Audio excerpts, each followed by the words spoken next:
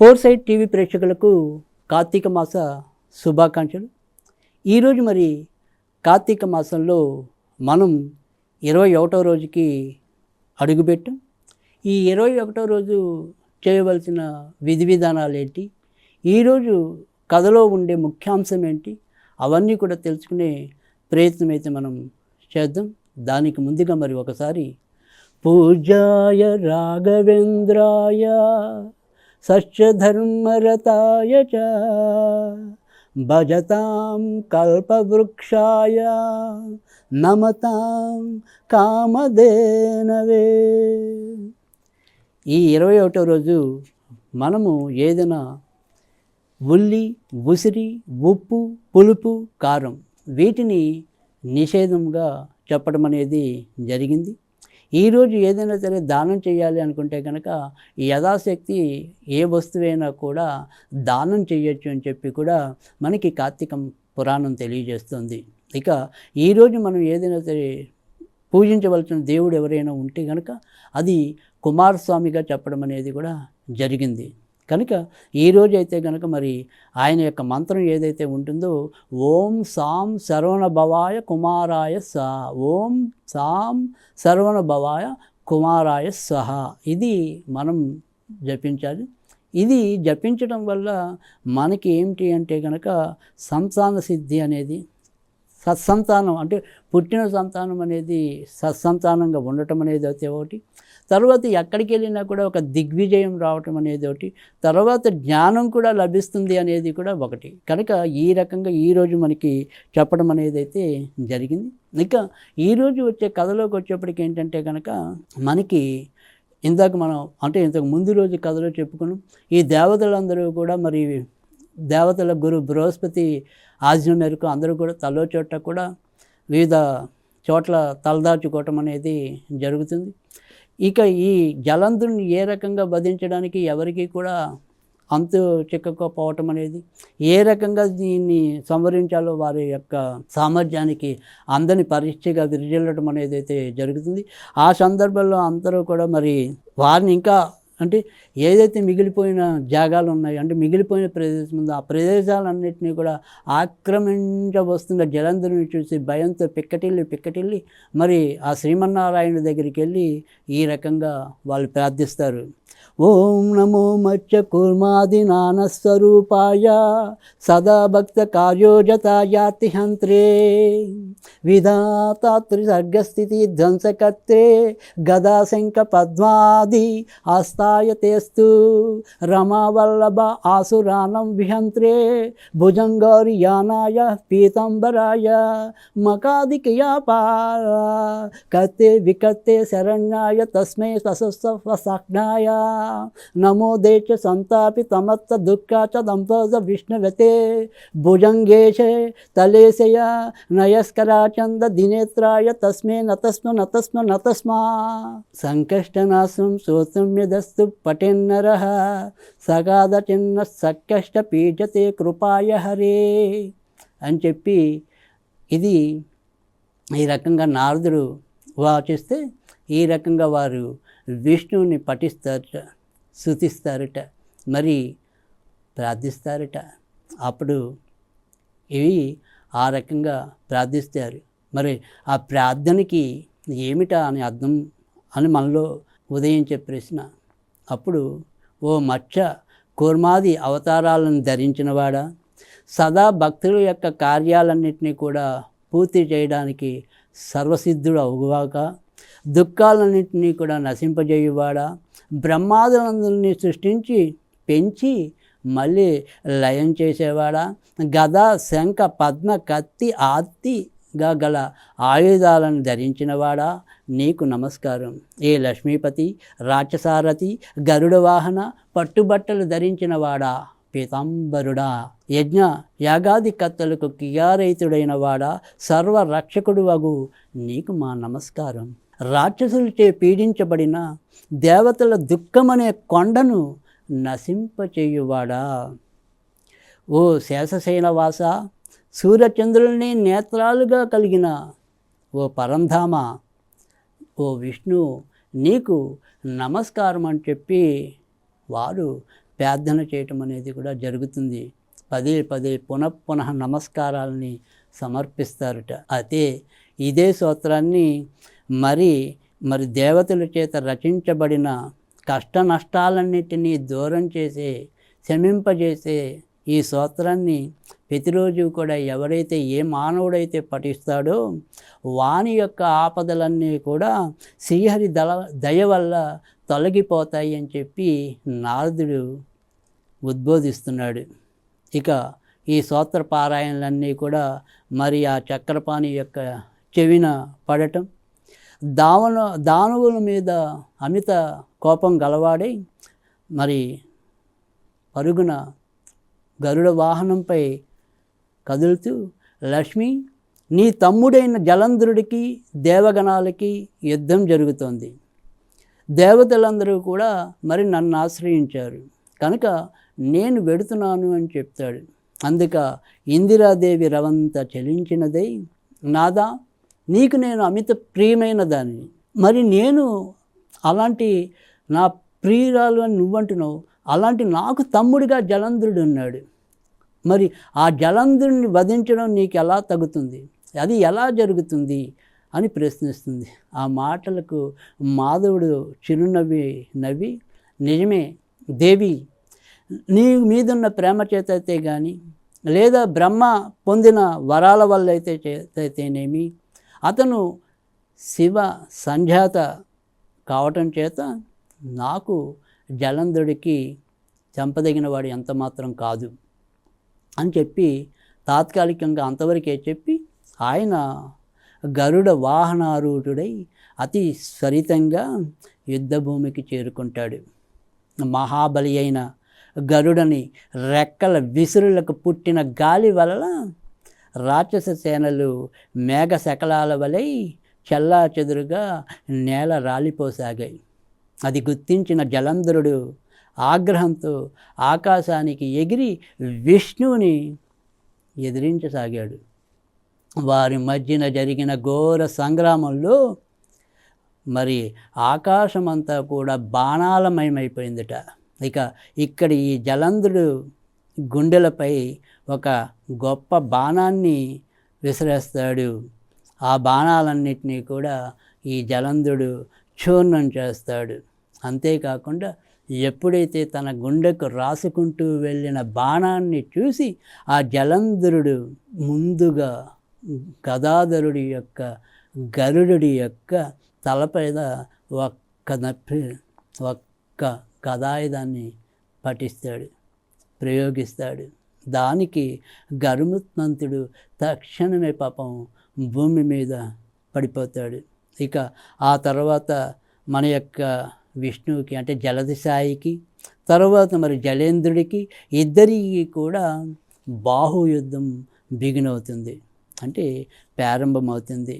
ఆ తర్వాత విష్ణువు అంటాడు, ఇక్కడ చివరిలో తను ఏమాత్రం కూడా ఈ జలంధరుణ్ణి సంవరించడానికి తన బలము సరిపోకపోవటం, తన మీద పై చేయిగా ఈ జలంధరుణ్ణి ఉండటాన్ని గమనించి ఇక్కడ తాత్కాలికంగా ఈ విష్ణువు జలంధరుడితో అంటాడు, బావా జలంధర, నీ పరాక్రమం నన్ను ముగ్ధుని చేసింది అని బావమరుదితో అంటాడు. ఏదైనా వరం కోరుకో అని చెప్పి కూడా ఈ జలంధరునికి అభయాన్ని ఇస్తాడు. అప్పుడు విష్ణువు అలా అనగానే, బావా రమారమణ, నువ్వు ఇలా అంటం చేతులు జోడించి అంటుంటే నాకు చాలా ఆశ్చర్యంగా ఉంది. నువ్వు నిజంగా నా యందు ప్రసన్నుడు అయితే నా అక్కగారైన లక్ష్మీదేవి సమేతంగా మా ఇంట్లో నువ్వు కూడా కొలువుండు. ఈ రోజు నుంచి నీ సమస్త వైష్ణవ గణాలతో సహా మా ఇంట కొలువుండిపో అని చెప్పి కోరుతాడు. మరి తను ఇచ్చిన మాట తప్పకూడదు గనక లక్ష్మీతో సహా విష్ణువు కూడా ఈ జలంధరుడికి వశం కాక తప్పదు.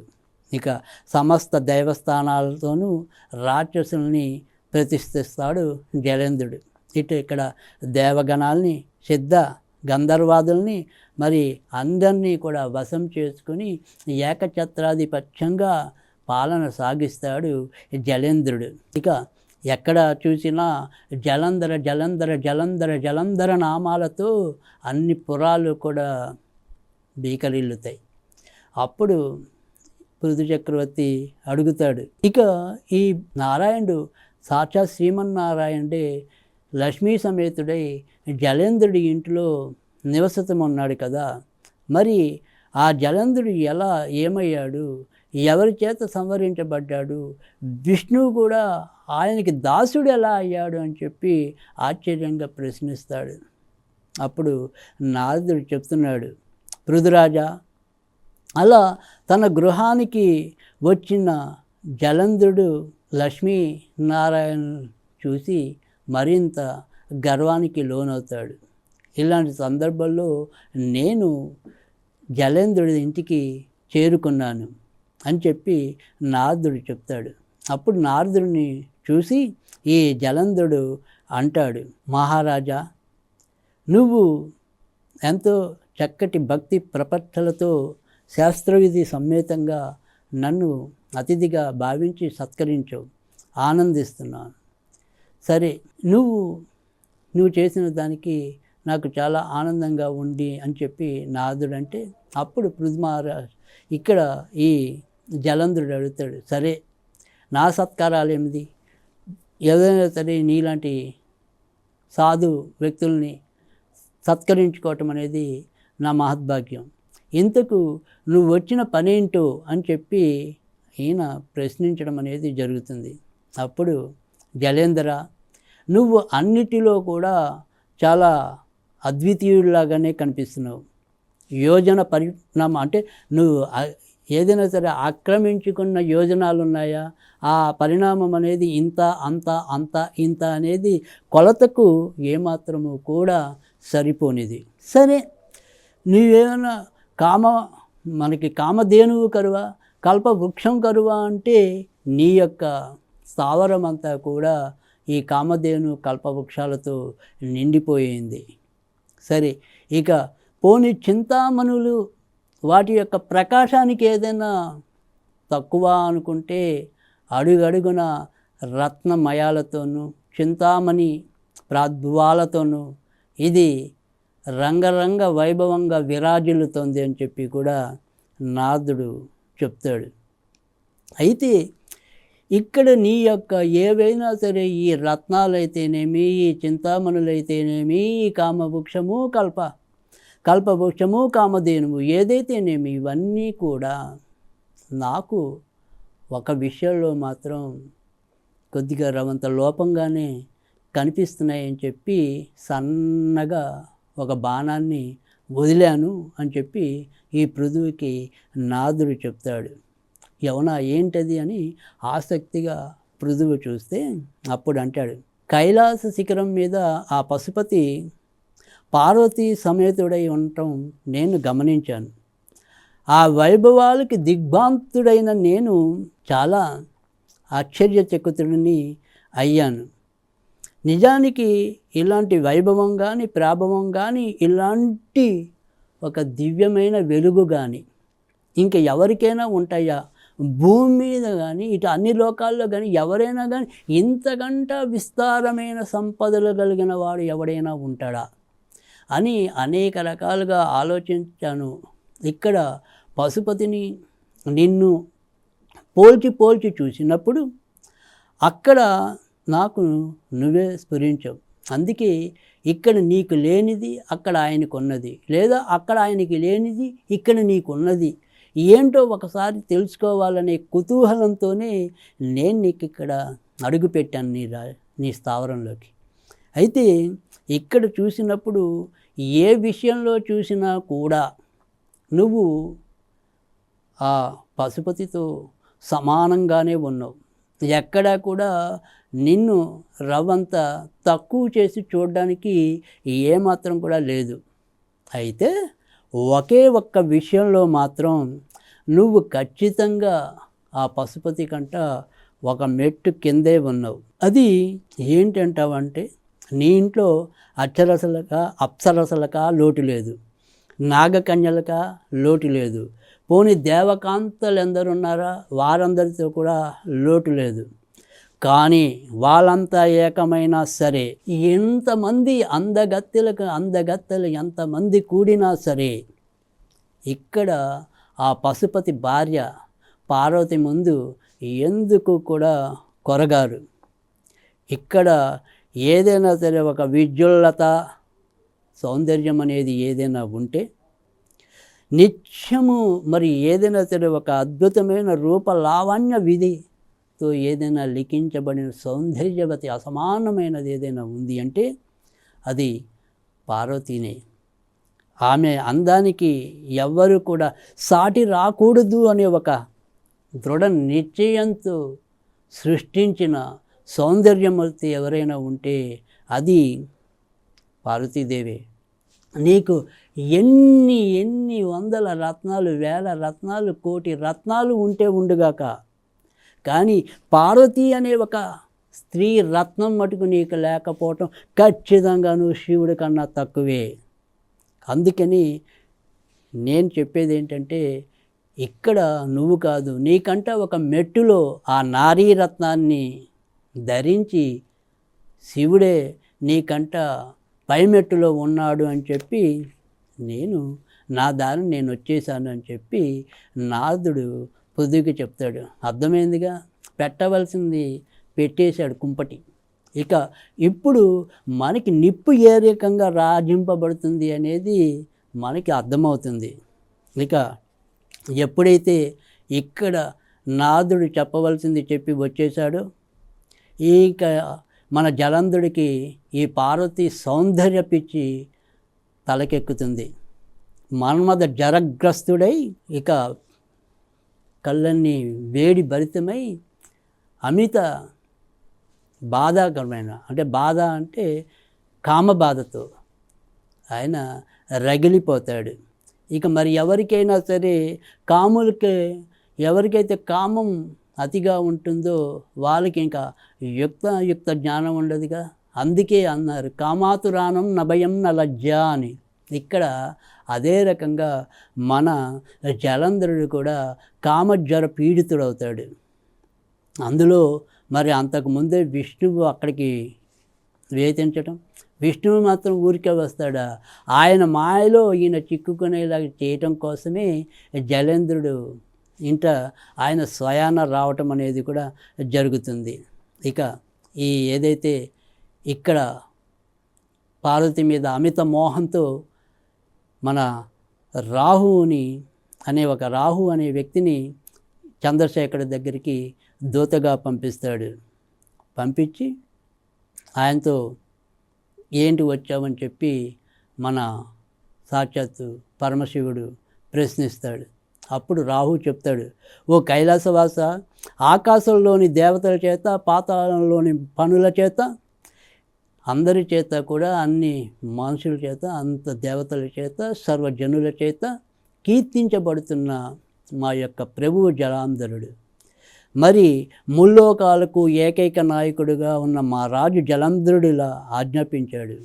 ఏ వృషధ్వజ, వల్లకాటిలో నివసించేవాడివి, ఎముకల పోగుల్ని మరి ఆభరణాలుగా ధరించేవాడివి, దిగంబరుడివి అయిన నీకు హిమవంతుడి కూతురు అతిలోక సౌందర్యవతి అయిన పార్వతి భారీగా ఏమాత్రం కూడా పనికిరాదు.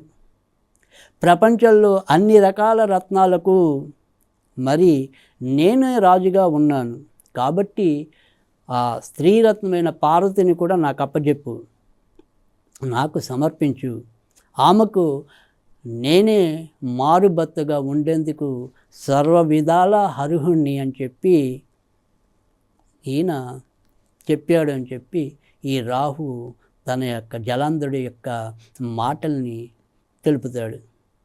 అలా చెప్పగానే ఈశ్వరుడి యొక్క కనుబొమ్మలు రౌద్రాకారములతో అక్కడ వాటి నుంచి ఒక పురుషుడు పుడతాడంట. ఆ పుడితేనే ఈ రాహు మీద లంఘించబోగా రాహు భయపడి పారిపోతాడు. అప్పుడు ఈ రౌద్రమూర్తి రాహుని పట్టుకుని మింగివేయిపోతాడట.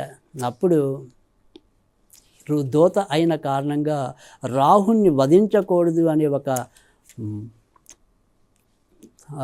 సంకల్పంతో దాన్ని విరమిస్తాడు.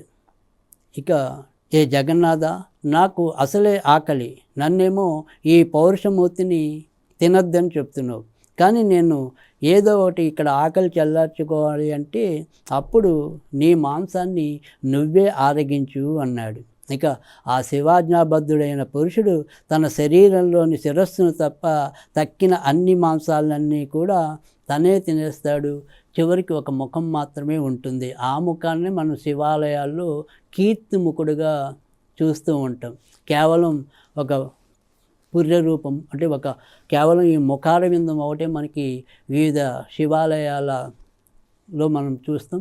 అదే దాన్ని మనము ఇక్కడ కీర్తిముఖుడుగా తెలియజేసుకుంటూ ఉంటాం.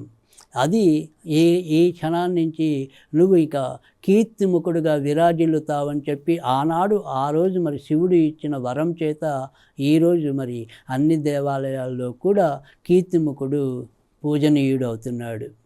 ఇక ఎవరైతే ఇంక ముందు నీకు పూజించకుండా, అంటే మనం ఏదైనా సరే దేవాలయం శివాలయంకి వెళ్ళగానే అక్కడ కీర్తిముఖుని ఒకసారి దర్శించుకోకుండా, ఒకసారి నమస్కరించుకోకుండా మనం ఏదైనా సరే శివ పూజలు ఏవి చేసినా కూడా అవి నిష్ప్రయోజనం అవుతాయని చెప్పి కూడా ఆ రోజు సాక్షాత్తు శివుడే ఇతనికి వరం ఇవ్వటం అనేది కూడా జరుగుతుంది. కనుక నన్ను ఎవరైనా సరే అర్చించాలి అనుకున్న వాళ్ళందరూ కూడా ఖచ్చితంగా ఈ కీర్తిముఖుణ్ణి కూడా దర్శించుకోవాలి అని చెప్పి, పూజించాలి అని చెప్పి కూడా శివుడు తెలియజేస్తామనేది కూడా ఉంటుంది.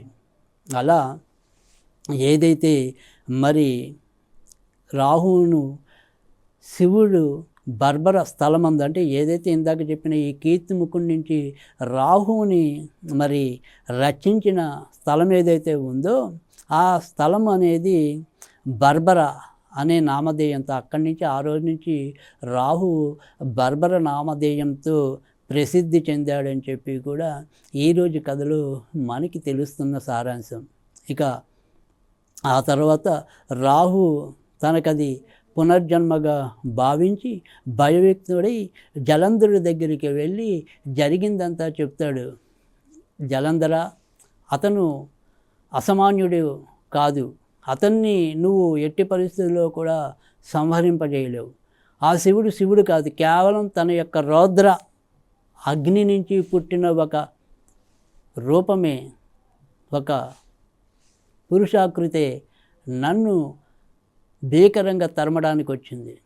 ఆ శివుడి యొక్క అనుగ్రహంతో నేను రక్షించబడ్డాను, ఆ శివుడి యొక్క ఆజ్ఞ వల్ల నేను రక్షించబడ్డాను. లేకపోతే అతనికి ఆహారంగా నేను ఉండవలసిన వాడిని. అలాంటి అంతటి కేవలం అతని రౌద్ర ఆవేశానికే ఇంతటి బలమైన మరి ఉదంతం ఉంది అంటే కనుక, ఇక అతని యొక్క శరీరంలో ప్రతి అణువు నీ మీద కనుక ఆయుధంలాగా వస్తే నువ్వు ఆయన ముందు ఎంత ఏ పాటి అని చెప్పి ఈయన జలంధుడికి నీ ప్రయత్నాన్ని విరమించుకో అని చెప్పి పరోక్షంగా అక్కడ జరిగిన ఉదంతమంతా కూడా తెలియజేయడం అనేది ఉంటుంది. కనుక ఏదైనప్పటికీ కూడా అంటే ఇక్కడ మనం గమనించవలసింది ఏంటి అంటే, ఈ జలంధరుడి యొక్క ఉపాఖ్యానంలో మనం గమనించాల్సింది ఏంటి అంటే, ఏదైనా సరే మనిషిని ఎప్పుడైనా సరే సాధారణంగా పతనం చేసేవి ఎప్పుడు కూడా సాధారణంగా ఇటు కాంత కనకాలు ఎక్కువగా మనని పాడు చేసే వస్తువులుగా ఉంటాయి. ఏదైనా సరే ప్రపంచంలో మనం ఒక యుద్ధం జరిగినా ఏది జరిగినా మనకి ఎక్కడైనా సరే ఒక నేరం జరిగినా ఘోరం జరిగినా దాని వెనకాల కారణం అది ధనమేనా అవుతుంది, దాన్ని మనం కనకం అంటాం, లేదా ఒక కాంత అంటాం, అంటే ఏదైనా సరే ఒక స్త్రీ ఉంటాం. సో ఈ రెండు మనం ఎవరైతే వేటినైనా సరే ఈ రెండింటిని జాగ్రత్తగా వివేచనతో ఒక కాంతని మనము భారీగా స్వీకరిస్తే ధర్మబద్ధంగా ఏలుకోవాలి. అలా కాకుండా మనం మన కాంత పట్లే కాకుండా పరకాంత పట్ల కూడా మనము ధ్యానం పెట్టినట్టయితే, ధ్యాస పెట్టినట్టయితే ఏదో రోజు అది మనకి వినాశనానికి కారణమవుతుంది. అంతేకాకుండా మనకొచ్చే డబ్బుతో సంతృప్తి చెందాలి. మనం ధనంతోనే మన యొక్క కోరికలు తీర్చుకోవాలి. ఎప్పుడైతే పరద్రవ్యం కోసం ఆశపడతామో, పరధనం కోసం పరుగులెడతామో, అది కూడా మనకి వినాశనానికి తావిస్తుంది. ఇక్కడ ఇదే జలంధరుడు కేవలం నారదుడి మాటలు విని యుక్తాయుక్త విచక్షణని మర్చిపోయి సాక్షాత్ పరమశివుడు మరి జగద్రాత్రి త్రైలోక్య జనని అయిన పార్వతీదేవి మీద కూడా మరి కామాన్ని ప్రదర్శించి ఆమెనే భార్యగా స్వీకరించాలి అని ఒక పిచ్చి ఆలోచనకి లోనవటం అనేది కూడా ఇక్కడ మనకి అర్థమవుతున్న విషయమే. అందుకని అంటే ఏదైనా సరే ఇలాంటి కథల వెనక మనం తెలుసుకోవాల్సిన విషయం ఏంటి, సారం ఏంటి అంటే కనుక ఎప్పుడైనా సరే అనుచితమైన కామం కానీ, ఆలోచన లేని ఆవేశం కానీ, తర్వాత ఏదైనా సరే పరోపకారం కాని క్రియ కానీ, ఇందులో ఏది మనం చేసినప్పటికీ కూడా అది ఏదో ఒక రోజు మన్ని అంతం చేయ మానదు. ఈ సత్యాల నుంచి మనం ఎప్పుడైతే జ్ఞానాన్ని నేర్చుకుంటామో, ఎప్పుడైతే ఇలాంటి విషయాలన్నిటి నుంచి మనం ఒక కర్తవ్యాన్ని స్వీకరించగలుగుతామో అప్పుడే మన యొక్క బతుకులు చరితార్థకం అవుతాయి. అలా కాకుండా మనం కూడా ఇలా ఒక జలంధరులాగా తయారైతే, లేదా మరి ద్రవ్యాసక్తులుగా మనం మారిపోతే ఎప్పుడో అప్పుడు మన యొక్క పతనాన్ని మనమే శాసించినట్టు అవుతుంది. చరిత్రలో ఎంతోమంది పుడతారు, పోతారు. పోయిన వాళ్ళు ఎవరైనా సరే వారి యొక్క కీర్తి దశాంతాలుగా వెలుగుతుంది అంటే ఖచ్చితంగా వారి యొక్క పుణ్యకర్మే. కీర్తి అనేది రెండు రకాలుగా మనకి ఎదగడం అనేది ఉంటుంది. అంటే ఒక మంచివాడి పోతే కనుక మంచి చెప్పుకుంటాం, ఒక చెడ్డవాడి పోతే పోయిందిరా పీడ విరగడైంది అనుకుంటాం. సో ఏదైనప్పటికీ కూడా ఒక పీడ అనుకుంటే అది ఖచ్చితంగా మన పాపకర్యాచరణే అవుతుంది. కనుక అలాంటి పాపకర్మలకి మనం దూరం అవ్వాలని చెప్పి ఈ కార్తీక పురాణం మనకి ఉద్బోధిస్తుంది. కనుక మనం మన యొక్క న్యాయ వర్తనతో మన యొక్క జీవితాల్ని ఎంతో కొంత గడుపుకోవాలని ఇంకా మనకి ముందు ఈ జలంధరుడి యొక్క ఉపాఖ్యానం తెలుపుతుంది. అంతవరకు సెలవు.